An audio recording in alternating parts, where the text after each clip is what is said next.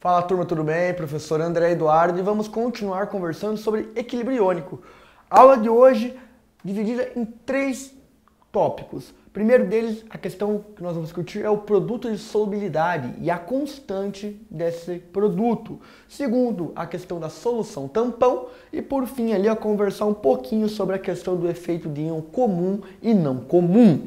Turma, toda vez que a gente conversa sobre produto de solubilidade, a gente está pensando ou um sal que é pouco solúvel, ou quando um sal, você dissolveu uma quantidade de sal dentro de um sistema aquoso que ultrapassa a sua capacidade, a sua capacidade de solubilidade. Por exemplo, se um sal ele tem uma solubilidade de 30 gramas, cloreto de sódio, para ser mais específico, tem 36 gramas, um grau de solubilidade de 36 gramas de cloreto de sódio em 100 gramas de água a 25 graus Celsius, se você adicionar mais de 36 gramas, o que acontece? Você tem uma solução saturada com corpo de fundo. E toda vez que você tem uma solução saturada com corpo de fundo, ocorre um equilíbrio entre aquele corpo de fundo e o soluto que está dissociado no meio. De tal maneira, então, que nós temos isso que nós chamamos de produto de solubilidade. A velocidade com que o soluto se torna corpo de fundo é igual a velocidade que o corpo de fundo se dissolve naquele solvente, certo? De tal maneira, então, que com isso nós conseguimos traçar uma constante de equilíbrio que a gente chama de KPS, certo? A constante de equilíbrio, ela basicamente, então, vai ser o quê? Ela vai ter ali, vai ser representada pela a concentração dos produtos elevados aos seus coeficientes estequiométricos e no caso ali, o reagente, que é o sólido que está no corpo de fundo, é o precipitado, não é levado em consideração, certo? Então é muito importante, quando você trabalha com produto de solubilidade, basicamente o que você vai utilizar? Vai utilizar o cátion e o ânion elevados aos seus coeficientes estequiométricos. Simples, certo? Aqui no nosso exemplo, aqui, quanto maior o KPS, maior a solubilidade. Por quê? Vamos observar essa fórmula. Quanto maior o KPS, maior a concentração desses íons dissolvidos, correto? Logo, se maior a concentração de íons dissolvidos, o que nós temos? O que significa, melhor dizendo? Maior a solubilidade. Por quê? Porque todo sal em solução aquosa, ele tende a se dissolver. Quanto mais fácil ele se dissolver no meio, maior a sua solubilidade. É isso que significa. Então, o KPS ele é uma forma de mensurar, sim, a capacidade de solubilidade de um sal, certo? Vamos pegar aqui, no caso do exemplo aqui, do fosfato de cálcio aqui, Ca3PO4, turma. Ele se dissocia ali, em 3 cátions de cálcio e 2 ânions de fosfato.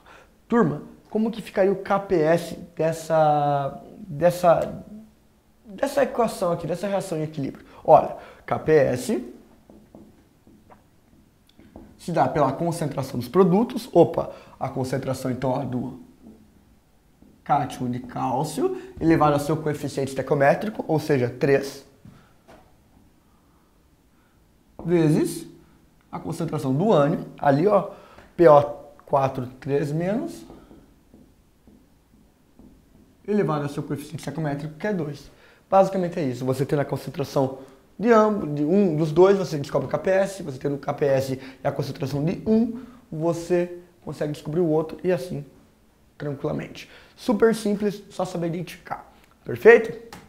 O segundo ponto que é importante da nossa aula é a questão de solução tampão. Solução tampão são substâncias que você utiliza basicamente para manter, quando você precisa manter o pH numa faixa específica, mesmo que você adicione ali quantidades moderadas de um ácido forte ou uma base forte. Essas são soluções que elas têm a capacidade de manter aquele sistema naquela faixa de pH, certo? Amplamente utilizados em laboratórios, amplamente utilizado no nosso organismo. O sangue por si só é uma solução tamponante, certo? Então, por quê? Porque nossas enzimas elas necessitam de um ambiente de pH adequado para ter um funcionamento correto. Então, por isso que toda vez que você trabalha ainda muito com proteína e enzima que necessita de condições específicas, você acaba utilizando soluções tamponantes porque você consegue ali manter o pH de otimização daquela enzima. Vamos dar uma olhada aqui, como que você faz, como que você pode realizar uma solução tamponante? Basicamente através de uma combinação de um ácido fraco com um sal desse ácido, certo? Ou de uma base fraca e um sal dessa base, certo? Podemos calcular também o pH ali, ó, da solução tampão, basicamente por pH é igual pKa, no caso do ácido, né? pH é igual pKa mais o log da concentração do sal pela concentração do ácido, ou no caso ali da base, POH seria correto, igual o pKb pela concentração, o log da concentração do sal pela base. Vale ressaltar aqui, ó, por exemplo, do pKa. pKa, o que é o pKa? O pKa é o pH, só que é o valor de pKa, do pH quando você sabe que 50% das moléculas estão ionizadas e 50% não. É um valor tabelado, normalmente você consegue ali, ó, fazer uma consulta na literatura caso você necessite elaborar uma solução tampão no sistema biológico. Perfeito? Por fim, o último assunto que nós temos nessa parte é o efeito de íon comum e íon não comum. Turma, basicamente ele funciona como quase você adicionar um dos componentes na nossa reação. Como assim? Vamos pegar, por exemplo, aqui, ó,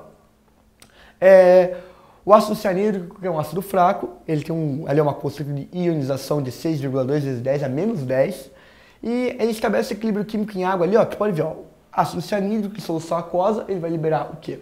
Cátions H+, e ânions de ácido cianeto. Vamos até escrever aqui, ó, para ficar fácil a visualização desse conceito. Vamos lá, ó, aqui, ó. Ácido cianídrico em aquoso, certo? Ó, H+ aquoso, cianeto aquoso. Perfeito? O que acontece se você adiciona um sal ali como cianeto de sódio nesse sistema? Você tem um sistema aquoso de ácido cianídrico e você decide adicionar o que? Ó, cianeto de sódio, que é o caso do íon comum. Olha, se você adiciona cianeto de sódio nesse sistema, ó, o cianeto de sódio vai se dissociar em cátion H+, Na+, desculpa, mais ânion cianeto, concordo? Concordam comigo? Se você tem uma solução de ácido cianídrico, você colocou esse sal, você vai aumentar aqui, ó, a concentração desse ânion de cianeto no meio. Aumentou a concentração desse ânion, o que você ocasiona com o equilíbrio dessa reação? Você desloca ele para a esquerda, gerando mais ácido cianídrico. Certo? Vamos pegar agora um exemplo de você adicionar ali, ó, um íon não comum. Você adicionou agora hidróxido de sódio. Vou colocar aqui, ó, NaOH. Perfeito? NaOH, aquoso, em equilíbrio, vai gerar o quê? Cátion de sódio mais ânion hidroxilo. Vocês concordam comigo? Se você aumentou a concentração de íon OH aqui, ó, o que você vai fazer? Esse OH- vai reagir com o que está no meio? H+. OH- com H+, vai ocasionar o quê? Formar o quê? H2O. Certo? Colocando mais água no meio, o que acontece quando você aumenta o volume no ácido fraco? Que é aquilo que a gente viu até na constante na lei da diluição.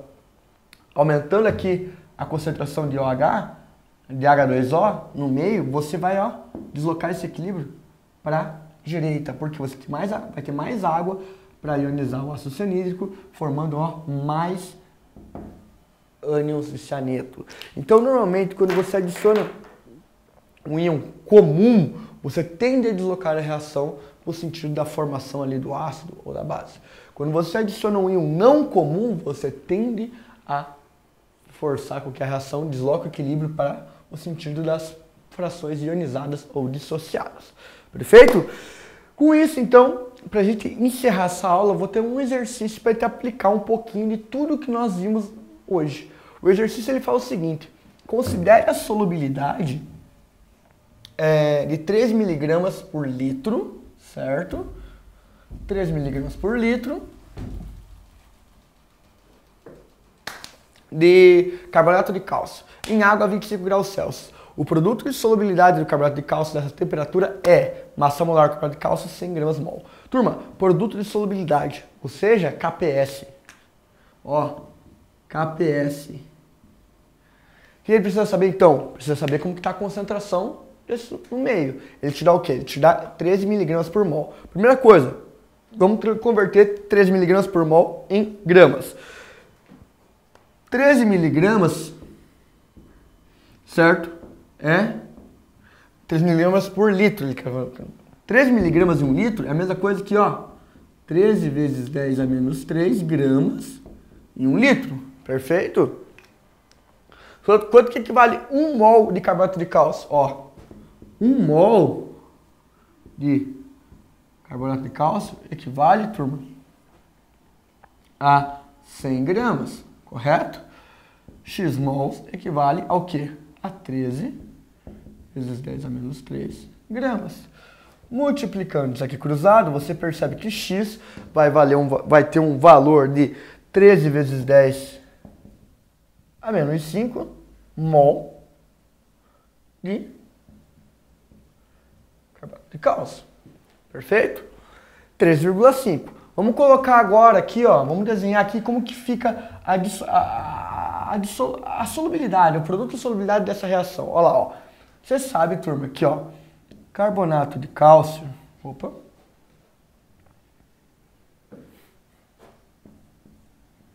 certo?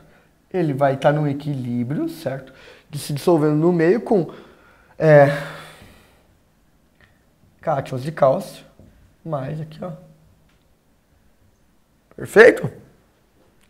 Como que fica, então, a questão? Ó, 13,5 gramas por mol. Vezes 10 a menos 5 mols, quer dizer. Temos aqui, dessa substância, do carbonato de cálcio sólido. Sólido, aquoso, aquoso. Perfeito? Dissociou. Quantos mols você vai ter de cálcio, de cátions de cálcio? 13,13 vezes 10 a menos 5. Quantos mols você vai ter do ânion de carbonato ali? Também 13 vezes 10 a menos 5. Perfeito? Ambos ficam por quê? Porque você tem aqui, ó, tá 1 para 1 a proporção dentro da molécula, do sal, logo mantém. Visto isso, você sabe a concentração mol ali, dá para colocar na KPS, jogar até aqui para cima, o KPS igual à concentração dos cátions de cálcio, 5, elevado ao seu coeficiente estequiométrico, não tem, então é 1, vezes 13,